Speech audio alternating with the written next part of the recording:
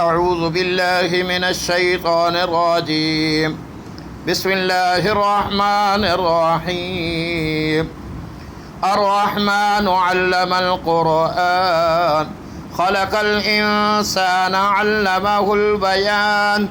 الشمس والقمر بحسبان والنجم والشجر يسجدان والسماء رفعها ووضع الميزان ألا تطغوا في الميزان وأقيموا الوزن بالقسط ولا تخسروا الميزان.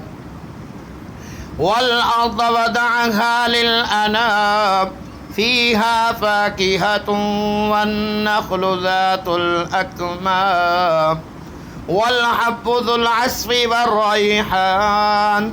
فبأي آلاء ربكما تكذبان؟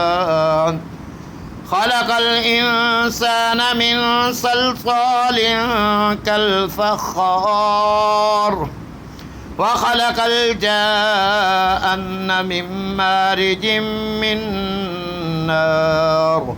فبأي آلاء ربكما تكذبان؟ رب المشرقين ورب المغربين. فبأي آلاء ربكما تكذبان؟ مرج البحرين يلتقيان بينهما برزخ لا يبغيان.